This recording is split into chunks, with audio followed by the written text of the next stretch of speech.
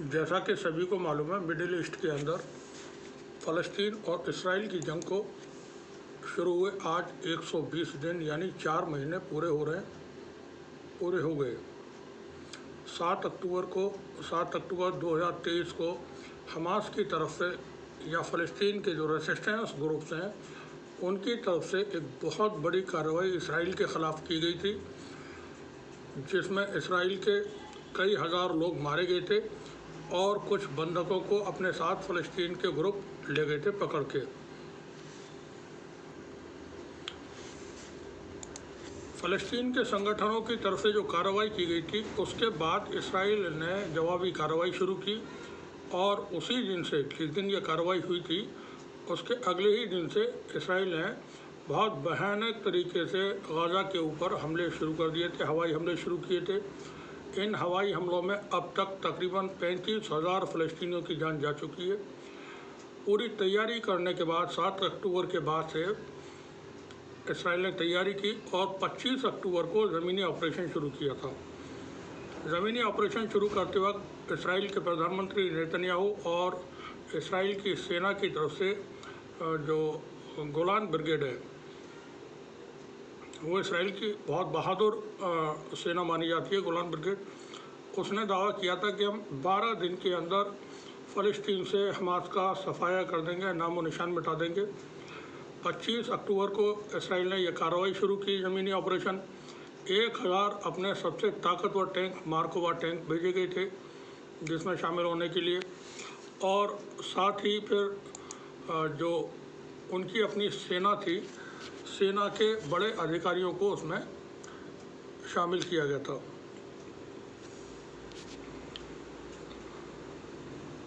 बहुत बड़े लेवल पर यह ऑपरेशन शुरू किया गया था, ज़मीनी ऑपरेशन। इसराइल को उम्मीद थी, जैसा कि उसके पास अपनी फ़ौज बताई जाती है दुनिया में, बहुत ताकतवर फ़ौज है, उसका इंटेलिजेंस सिस्टम बहुत शानदार है, उसके पास जो हथियार हैं वो बेमिसाल हैं। सारे भ्रम इस जंग में टूटे। इसराइल की इंटेलिजेंस को लेकर के जो बात होती थी वो पूरी तरह फेल साबित हुई। इसराइल के हथियार नाकाम साबित हुए और इसराइल की सेना को लेकर के जो बातें होती थी कि वो बहुत बहादुर है और वो कोई भी बड़े से बड़े ऑपरेशन को अंजाम दे सकती है, तो नाकाम हुई। नाकामी का आप देख सकते हैं कि हमास ने जो इन लोगों को, या कसाम ब्रिगेड ने जिन लोगों को पकड़ा था इसराइल के मुताबिक उनकी तादाद 250 के आसपास थी। उनमें से किसी एक भी बंधक को 4 महीने की जंग के अंदर इसराइल बरामद नहीं कर सका है। आज की तारीख तक एक भी बंधक को वो तलाश नहीं कर सका। कोई एक भी बड़ा कमांडर, इसराइल की सेना जो फ़लस्तीन के अंदर मौजूद है, फ़लस्तीन के जो कमांडर्स हैं, उनमें से न तो किसी को पकड़ सके न किसी को मार सके। 2 फ़लस्तीनी जो 2 लीडर हैं, हमास के लीडर, उनकी हत्याएं दूसरी जगहों पे की गई। एक लेबनान में हुई थी और एक सीरिया के अंदर। अब वो भी उस वक्त की गई थी कि वो लोग छिप कर के नहीं रहते थे, खुलेआम रहते थे और बाई रोड अपने ऑफिस जाते थे। ऑफिस का सबको पता था, टाइमिंग्स पता था। तब इसराइल ने वहाँ पर ऑपरेशन किया, ड्रोन हमला किया और ड्रोन हमले में लेबनान के अंदर इसराइल के एक बड़े, फ़लस्तीन के एक बड़े हमास के जो कमांडर थे या नॉन पॉलिटिकल विंग के जो लीडर थे, उनकी हत्या कर दी गई थी। इसराइल के जो बंधक थे उनके लिए एक पीस डील हुई और वो पीस डील में के तहत कुछ बंधकों की रिहाई की गई थी, जिनके बदले में फ़लस्तीन के लोगों को रिहा किया गया था। अब जो जानकारियां हैं, 4 महीने गुजरने पर जो जानकारियां हैं वो काफ़ी पॉजिटिव हैं, क्योंकि इसराइल को लेकर के जो एक माहौल दुनिया भर में बना हुआ था, मीडिया का जो नैरेटिव था, उसने इसराइल को बहुत ही ताकतवर मुल्क बनाया हुआ था। भारत के मीडिया में हम खबरें देखते थे जैसे इसराइल इस दुनिया का कोई विचित्र देश है और उसके जैसा कोई देश नहीं है उतना ताकतवर तो होने की सवाल ही नहीं है। ये तमाम चीज़ें जब ख़त्म हुई और इसराइल को जंग में मुस्तकिल हार हुई, गाज़ा में जो ज़मीनी ऑपरेशन इसराइल ने शुरू किया था, हमास की तरफ से, फ़लस्तीनी ग्रुप्स की तरफ से कहा गया था कि हम इसराइल का कब्रिस्तान बना देंगे इसराइल के टैंकों का।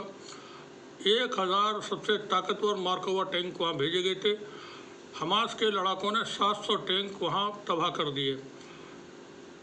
हज़ारों बख्तरबंद गाड़ियाँ और बुलडोज़र हमास ने गाज़ा के ज़मीनी ऑपरेशन में इसराइल के तबाह कर दिए। और अब तक अनऑफिशियल इसराइल की सेना के मुताबिक 580 इसराइल के सैनिक ज़मीनी ऑपरेशन में मारे जा चुके हैं। ये इसराइल की सेना ने पुष्टि की है, लेकिन अनऑफिशियल इसराइल के कई हज़ार सैनिक मारे गए हैं। 3000 के करीब मेंटली डिस्टर्ब हो चुके हैं। तकरीबन 23,000 इसराइल के सैनिक अपाहिज हो गए हैं, जिनको गोलियां लगी हैं या और किसी तरह से वो ज़ख्मी हुए हैं जंग के दौरान। तो इसराइल को भारी नुकसान हुआ। दूसरे, इसराइल के अंदर जो इन्वेस्टमेंट आता था, फॉरेन इन्वेस्टमेंट, वो पूरी तरह से रुक गया। जंग के दौरान बाहर के कोई भी इन्वेस्टर पैसा लगाने को इसराइल नहीं आ रहे थे। इसराइल के अंदर जो इंडस्ट्री थी वो ठप हो गई और उसकी वजह से महंगाई बहुत बढ़ी। तो इसराइल कई मोर्चों पर वहाँ इंटरनली घिर गया। 4 मोर्चों पर उसको जंग लड़नी पड़ रही है इस वक्त भी। साथ ही इंटरनल उसके ऊपर बहुत प्रेशर रहा। इस प्रेशर में बहुत बड़ा रोल अदा किया जो हॉस्टेजेस फ़लस्तीनी रेसिस्टेंस ग्रुप्स ने बनाए थे, उनकी फैमिलीज ने। उन्होंने वक्त पर पूरी रात नेतन्याहू के घर के बाहर बहुत बड़े बड़े प्रोटेस्ट किए और उन प्रोटेस्टर्स ने इसराइल की सरकार को इस माहौल में पहुंचा दिया, या उस मकाम पे पहुंचा दिया कि इसराइल को बात करनी पड़ी। जो ये कह रहा था बार बार कि हम हमास का ख़ात्मा किए बगैर किसी तरह का कोई समझौता नहीं करेंगे, कोई डील नहीं करेंगे। उस इसराइल को ख़ुद अपनी तरफ से कहना पड़ा अमेरिका को कि किसी तरह से अब इसमें आप जंग को रुकवाएं। हमने अपनी पहली ही रिपोर्ट में ये बताया था कि हमास की तरफ से या फ़लस्तीन के रेसिस्टेंस ग्रुप्स की तरफ से जो इसराइल के ऊपर हमला किया गया था, वो हमला कोई एक दिन की तैयारी नहीं थी, या साल 2 साल पहले 4 साल पहले उसके लिए किसी तरह से कोई कार्यक्रम तय किया गया था, ऐसा नहीं था। फ़लस्तीन के ग्रुप मुस्तकिल इसराइल से लड़ते रहे तो हर वक्त जंग के लिए तैयार रहते हैं, और उन्होंने पिछले कुछ सालों के अंदर अपनी जो ताकत है वो बहुत ज़्यादा बढ़ाई। एक डेवलपमेंट हुआ था, ये हमने पहली रिपोर्ट में बताया था, आज भी उसको हम फिर से बता रहे हैं। भारत के अंदर 2023 में G20 समिट हुआ था। उस G20 समिट में एक कार्यक्रम तय हुआ था कि भारत और अरब के देश मिलकर के और यूरोप के देश मिलकर के एक इंडिया अरब यूरोप कॉरिडोर बनाएंगे, जो भारत से शुरू होगा और फिर वो यूएई, सऊदी अरब, इसराइल होता हुआ यूरोप तक पहुंचेगा। इसके ज़रिए सब मिलकर के तजारत करेंगे, कारोबार करेंगे। दूसरी तरफ चाइना रोड एंड बेल्ट अपना कार्यक्रम बना रहा है, जो 150 देशों को आपस में ज़मीन के रास्ते से जोड़ता है। यहाँ पर 2 देशों के बीच ये बहुत बड़ा टकराव एक होने वाला था, और चाइना का जो रोड एंड बेल्ट कार्यक्रम है उसके बीच में ये रुकावट बनने जा रहा था, जिसका ऐलान भारत के अंदर G20 समिट में हुआ था। रूस और चीन और नॉर्थ कोरिया और ईरान वो एक पेज पर हैं। रूस यूक्रेन के साथ जंग में है, पूरे यूरोप और अमेरिका के साथ वो जंग कर रहा है पिछले 2 साल से।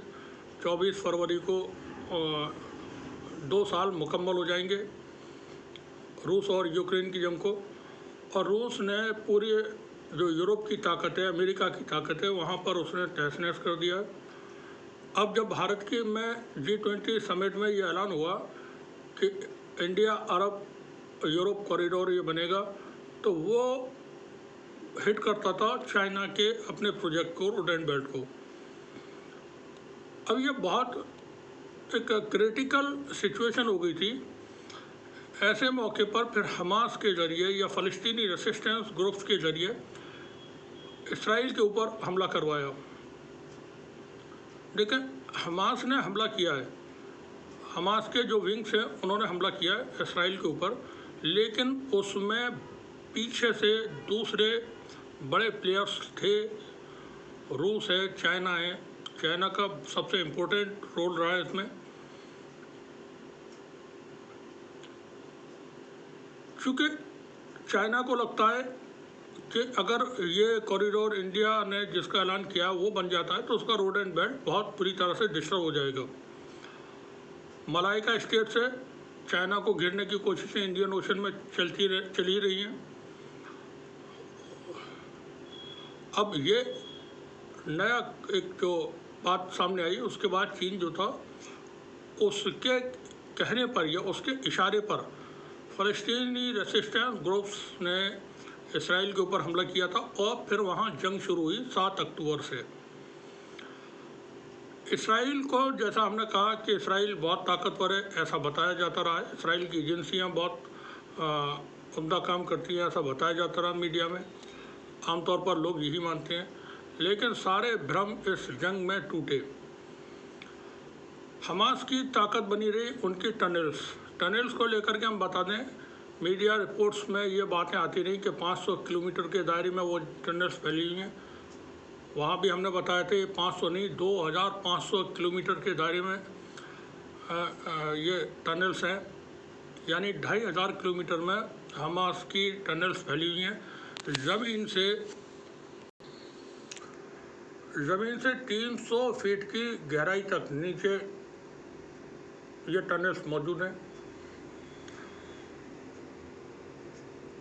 बड़े बड़े बंकर्स हैं वहाँ पर, और रेलवे नेटवर्क है, छोटी लाइन वहाँ बिछी हुई है जिसके ज़रिए रसद और हथियारों का एक जगह से दूसरी जगह भेजा जाना होता है।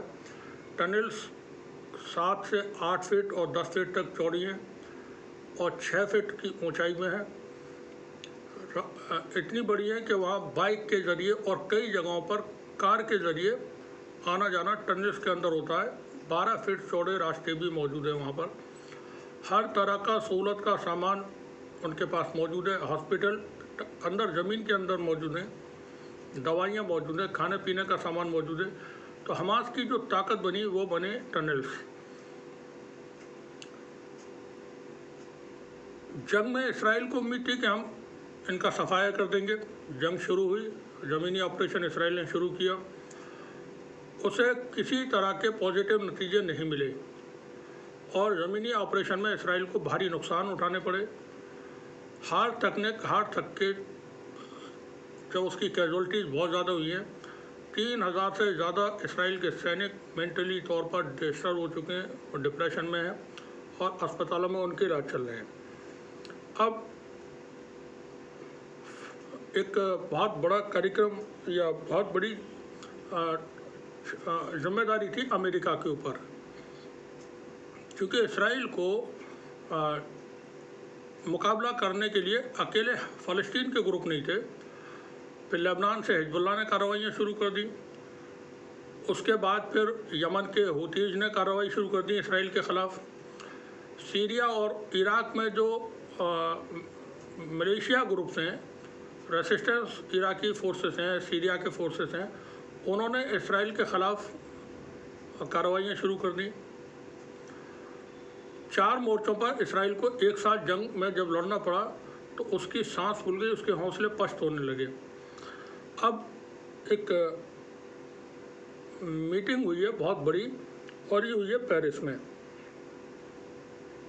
पेरिस की इस मीटिंग के अंदर CIA के डायरेक्टर विलियम बर्न्स मौजूद थे, मोसाद के हेड मौजूद थे, डेविड वरीना शायद इनका नाम है, इजिप्ट की इंटेलिजेंस के चीफ वहाँ पर मौजूद थे, कतर के PM क्राउन प्रिंस और इंटेलिजेंस के चीफ मौजूद थे, सऊदी अरब के NY वहाँ पर मौजूद थे, अमेरिका के मिडिल ईस्ट के जो उनके एम्बेसडर हैं वो पेरिस के समिट में मौजूद थे।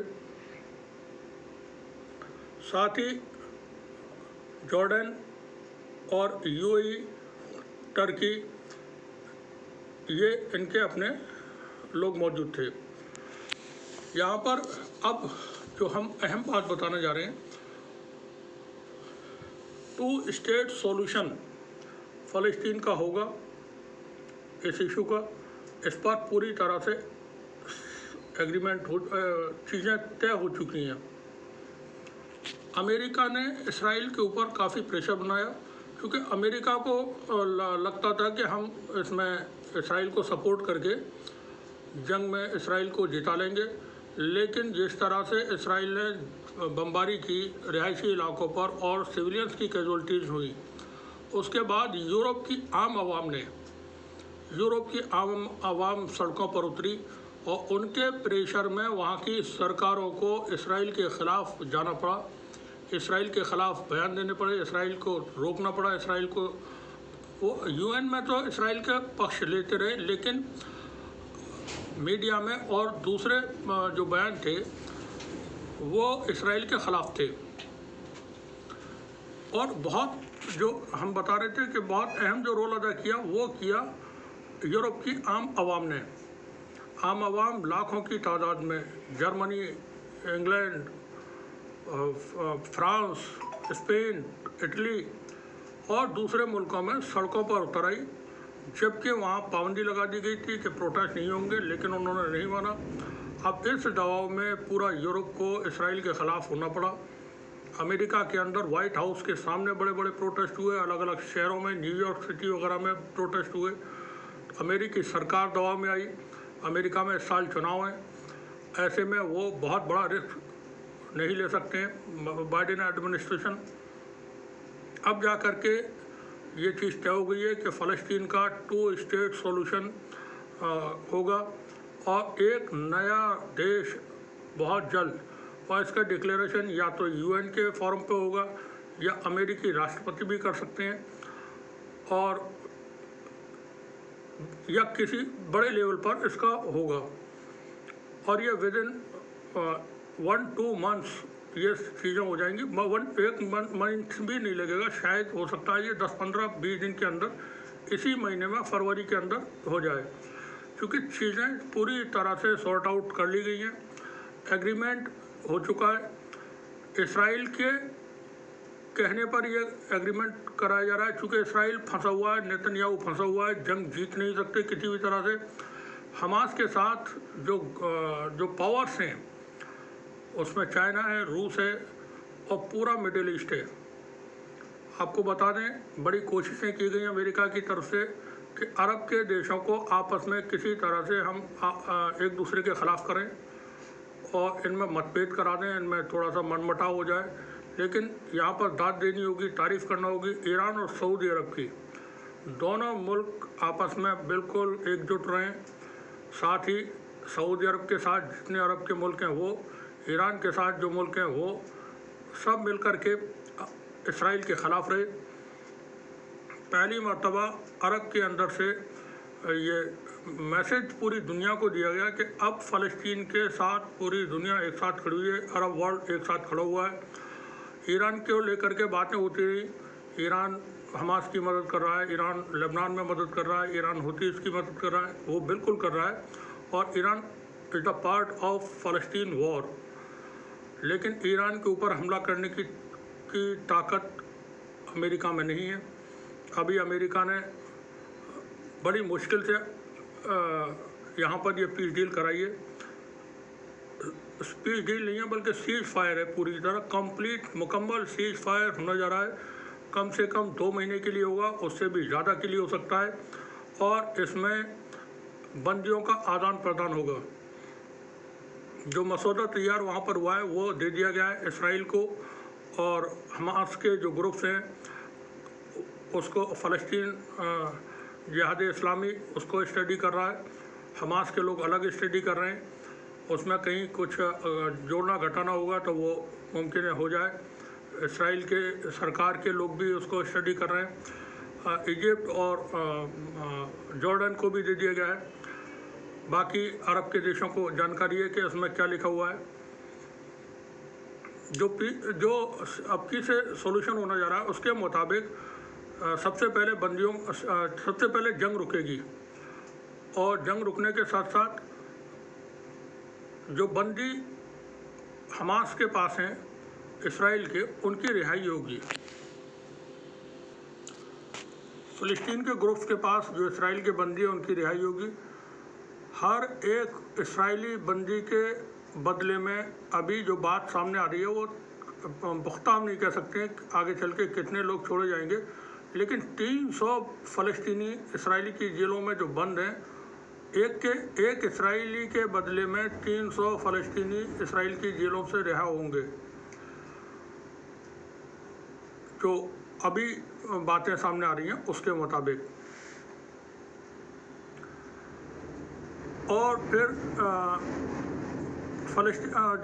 फ़लस्तीन का इलाका है उसको डीमिलिटराइजेशन किया जाएगा। वहाँ पर जितने भी ग्रुप्स हैं, चाहे वो हमास हो या हमास के बाकी सहयोगी संगठन, वो हथियार डालेंगे, क्योंकि अब जब ये सीज फायर हो जाएगा और अलग एक देश फ़लस्तीन बन जाएगा तो उसमें फिर हथियारों की ज़रूरत नहीं रहती है। वहाँ की अपनी फ़ौज होगी, वहाँ की अपनी पुलिस होगी, लोकल मिलिशिया या लोकल जो ग्रुप्स हैं फाइटर्स के, उनकी ज़रूरत नहीं रहेगी। जैसे अफ़गानिस्तान में तालिबान जब तक जंग लड़ रहे थे अमेरिका से, तब तक वो जंग थी। उसके बाद जब तालिबान अब सरकार में है तो अब वहाँ पर उन्हें हथियार लेकर के सड़कों पर जगह जगह पर लड़ाई लड़ने की ज़रूरत नहीं है, और वो गवर्नमेंट चला रहे हैं, और अपनी फ़ौज भी उन्होंने तैयार की और वहाँ पर पुलिस भी तैयार हो रही है। तो इसी तरह से फ़लस्तीन के अंदर जो हमास के लोग हैं, अल-क़साम ब्रिगेड है, जिहाद-ए-इस्लामी है, और जो बाकी ग्रुप्स हैं, वो अपने अपने हथियार डाल देंगे।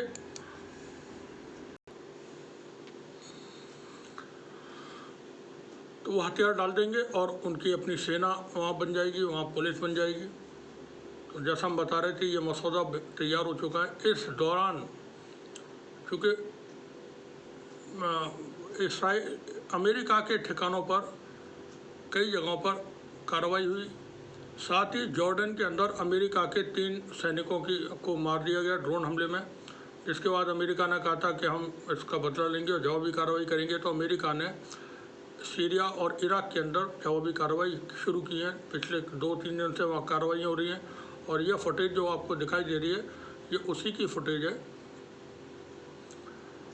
बीती रात अमेरिका ने 83 जगहों पर हमले किए हैं सीरिया के अंदर और इराक के अंदर, जिसमें 40 लोगों की मौत की खबरें हैं। साथ ही यमन के अंदर भी अमेरिका ने और अमेरिका के साथ यूके की सेना ने हमले किए हैं, और ये 43 जगहों पर हमले किए गए हैं, राजधानी सना समेत यमन के अंदर। सना की तरफ से या हुतीस की तरफ से इस पर ऑफिशियल बयान दिया गया है कि हम अमेरिका जो भी करना है करता रहे, लेकिन हम पूरी तरह से फ़लस्तीन के साथ रहेंगे। जब तक फ़लस्तीन की जंग नहीं रुकेगी, हम रेड सी के अंदर अपने हमले नहीं रोकेंगे। इस जंग में कई सारे जिसको कहते हैं कमाल, वो कमाल हुए हैं।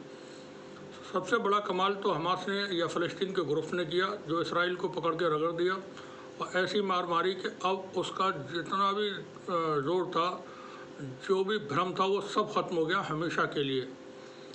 अब इसराइल कभी भी जिस तरह से वो ध्वंस जमाता था दुनिया पे, उसके लायक नहीं रहा। उसका पूरा नैरेटिव, इसराइल जंग ही नहीं आ रहा, वो वर्ल्ड में कई मोर्चों पर उसको हार हुई है। एक तो उसकी हार हुई कि उसका नैरेटिव पूरी दुनिया में ख़राब हुआ। उसके ख़िलाफ़ अंतर्राष्ट्रीय कोर्ट में वॉर क्राइम के मुकदमे कायम किए गए, साउथ अफ्रीका की तरफ से, अब मलेशिया और इंडोनेशिया की तरफ से भी किया जा रहा है। तो पूरी दुनिया में एक अपराधी मुल्क के हैसियत से और असुरक्षित मुल्क की हैसियत से इसराइल अब जाना जाएगा। एक और चीज़ हुई कि इसराइल ने इनवाइट करके बाहर के देशों से बुलाया हुआ था यहूदियों को कि आप आइए और यहाँ रहिए। तो 7 लाख से ज़्यादा यहूदी इसराइल छोड़ करके इन 4 महीने में भाग गए।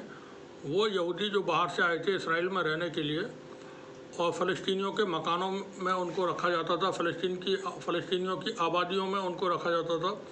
और सुप्रीम कोर्ट, जो वहाँ का सुप्रीम कोर्ट है इसराइल का, वो भी इस बात की इजाज़त देता था कि अगर कोई यहूदियों को ज़रूरत है रहने के लिए मकानों की, तो उनको फ़लस्तीनियों के मकानों में रख दिया है, और फ़लस्तीनियों के मकानों से निकाल करके उनको बेदखल कर दिया है, वो सड़कों पे अपने कहीं भी मारे फिरें। तो कुल मिलाकर के अवैध कब्जे कराने में फ़लस्तीन का सुप्रीम कोर्ट भी हमेशा से उनका साथ देता रहा, इसराइल का साथ देता रहा। अब ये समझौता होने जा रहा है, पूरी तरह से चीज़ें तैयार हैं।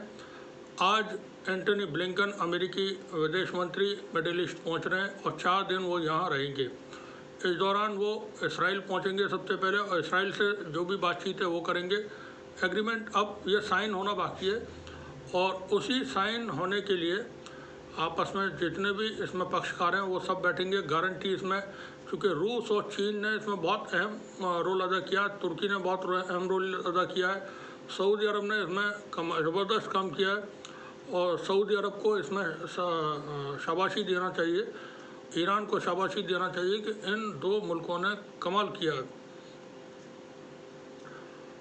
एंटनी ब्लिंकन जॉर्डन भी जाएंगे, इजिप्ट भी जाएंगे, और वो फ़लस्तीन के अंदर जा कर के फ़लस्तीन के लोगों से भी, जो महमूद अब्बास हैं और बाकी लोग हैं, उनसे बातचीत करेंगे, और ये मसौदा जल्दी ही साइन हो जाएगा। उसके बाद इसका बड़े लेवल पर डिक्लेरेशन होगा। इसको बाइडेन डॉक्ट्रिन का नाम दिया गया है, क्योंकि बाइडेन एडमिनिस्ट्रेशन चाहता है कि इसका क्रेडिट अमेरिका को मिले।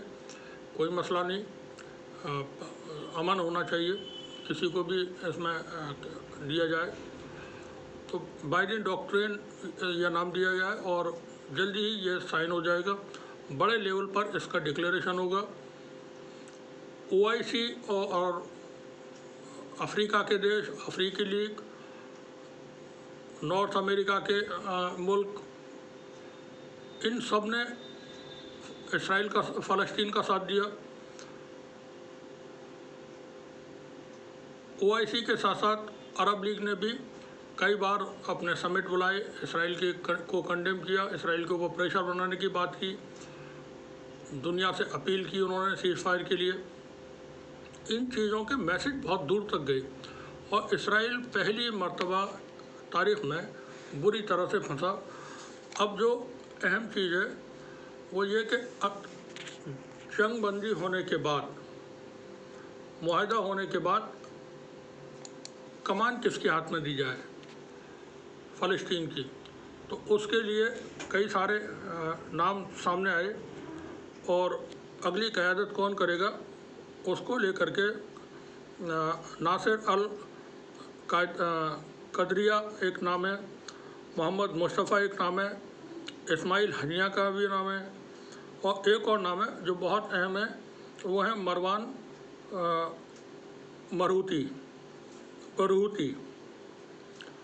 बरूती।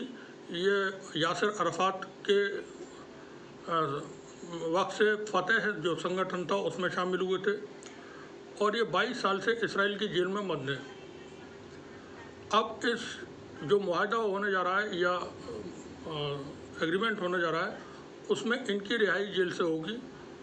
ये बहुत पॉपुलर बताए जाते हैं फ़लस्तीन के अंदर, और कुछ जानकारों का मानना है कि ये इस्माइल हनिया से भी ज़्यादा पॉपुलर हैं। तो मरवान बरहूती की रिहाई इसराइल की जेल से 22 साल के बाद होगी। उनको फ़लस्तीन का नेल्सन मंडेला भी कहा जाता है, बहुत ही ज़्यादा पॉपुलर बताए जाते हैं। तो मरवान बरहूती के हवाले भी फ़लस्तीन को किया जा सकता है।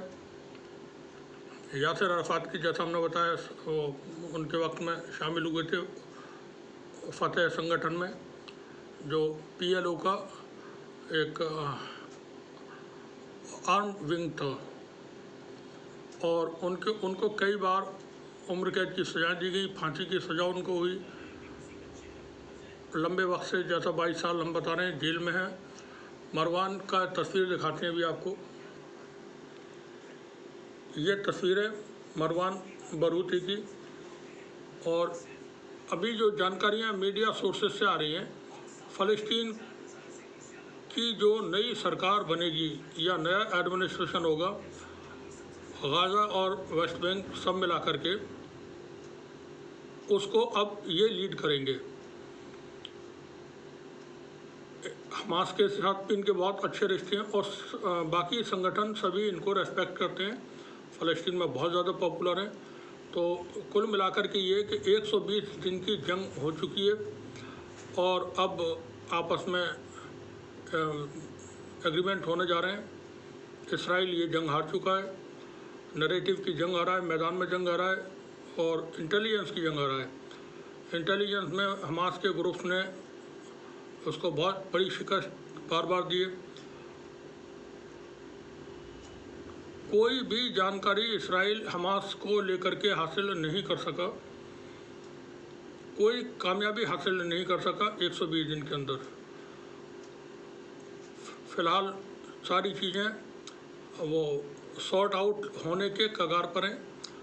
एंटनी ब्लिंकन आज पहुंच रहे हैं और उनके आज पहुंचने के बाद जब वो 4 दिन रहेंगे तो 4 दिन में सारे फरीक से मुलाकात करेंगे। सभी फरीक से मुलाकात करने के बाद वो कुछ बड़े ऐलान कर सकते हैं और एग्रीमेंट साइन का भी ऐलान हो सकता है। तो ये कुछ अपडेट्स थे 120 दिन की जंग के, वो हमने यहाँ इस रिपोर्ट में बताने की कोशिश की है। आप सभी का बहुत बहुत शुक्रिया।